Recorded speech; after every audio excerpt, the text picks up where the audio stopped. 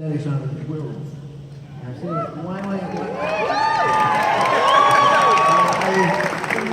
There were 7 locations where Steven Spielberg filmed in the neighborhood we were shooting in, and I just thought, wow, why am I a werewolf when I could be in a movie like that? And I heard Crispin Glover was in it. I knew Crispin, and I thought, fuck Crispin Glover. And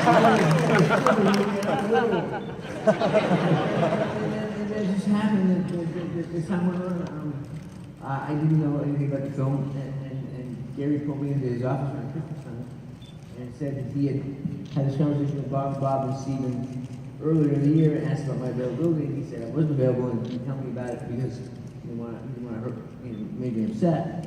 And I said, that's fine. He said, now that they need you, they need you to replace the actor they hired. And he gave me the script in an envelope. He said, read the script. I kind of want to do it. And I picked up the script and I said, I'm going to lay this one, but that's the best script I've ever read. and 2 weeks later, I was in a parking lot in Pomona. Point the Hills with flames running through my life. Now, back at the beginning, Leah, when you went in for Lorraine, to read for Lorraine, I mean, obviously, it was a no-brainer for young Lorraine. Beautiful, perky, lovely woman. But I think part of what got you the job was your interpretation of the 47-year-old Lorraine. And where does somebody at your age at the time come up with that inspiration? How do you channel that character? I think I made like a composite of my grandmother, Reva, and my best girlfriend when I was growing up, her mother. And for some reason, I just really understood the character. And I mean, of course, I read the part and I was like, this is the greatest part ever. Because actually, the young Lorraine was actually really hard to play. You might, at the time, in the 80s, it was hard to kind of come up with that kind of innocence and that kind of like, that kind of corny innocence. It was. I mean, it wasn't really me, I don't think. That was easy, but the innocent part was hard. And so the characters were, incredible, and I just felt so in touch with both of them. I mean, it was a lot of work, but I don't know how I got the part that.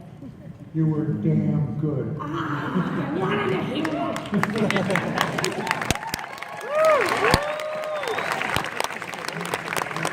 And if I remember correctly, you had a very special cameraman recording that audition, didn't you?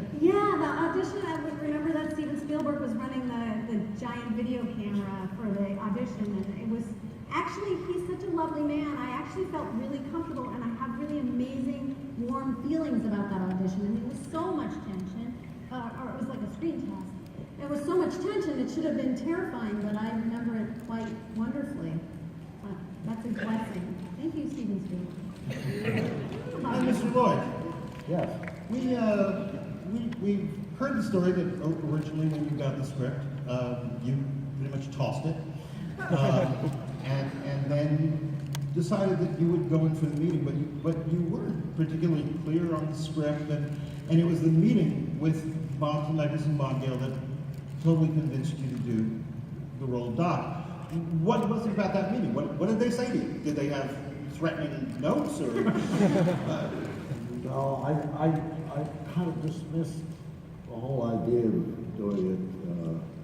I was doing a little independent film somewhere in Mexico, and I wanted to go back to New York and come out to LA, and I didn't really think things were going out well. I should go back to my roots. So I was going to go back to LA, so I tossed it. One of my really most memorable career movies. Then somebody that was around at the time said, one of my mantras is never leave any stone unturned, check everything out, which I always used to do. So I thought, okay, I'll go back to the box. And I was totally convinced. They didn't have to do much persuasion. I just felt I was in good hands. Great script. Bob Zemeckis scene, wonderful. All of a sudden, it just caved. God. Okay.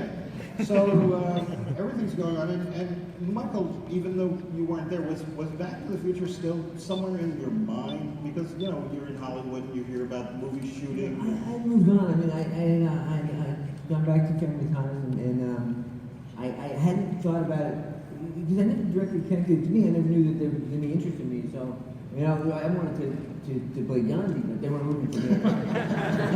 I was ready for any job, but I wanted to do a film, and so it wasn't really. When Gary mentioned it to me again, it completely gone. I don't think that's the one with Christmas. Christmas didn't get fired, did he? so I was happy about that, and That's another conversation. but it was just an amazing mitzvah. It was just a great thing that happened to me. I'm really grateful. Yeah, well, Thank you guys, you made it down.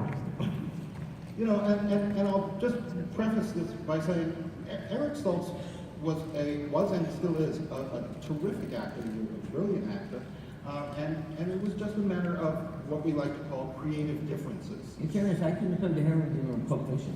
He was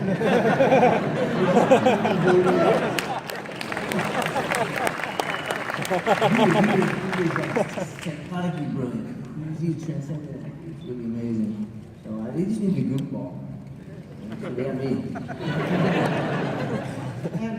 But I think what's interesting is the first scenes that Michael, you were there for, were in the parking lot of the Twenty Hills Mall, and Chris, you were there obviously, and that was the last scene you had done with Eric. So all of a sudden, one night you're working with Eric Stoltz, and a couple nights later you're working with Michael Fox, and you're doing the same dialogue. What was going through your head? Well, I wasn't aware that Eric Stoltz wasn't quite making it. You know, nobody told me that. I don't think anybody knew it was going to be this transition. At about 1 a.m. in the shopping mall in industrial city, we gathered for lunch, our 1 a.m. lunch. And then everybody was told to come to a certain place, and Spielberg was there, and other people in the suits, and Bob Zemeckis got up and announced that this change was being made. And I was stunned. I had no anticipation. And my first concern was very self-centered. I just thought I struggled to make my scene work for 6 weeks, and now I have to go back and hope that I can match myself for another 6 weeks. That was my biggest concern. But Michael stepped in, and I just felt there was a chemistry that was never had to be worked for. In all 3 episodes, when we were together, it was all there, you know. Because we weren't all there.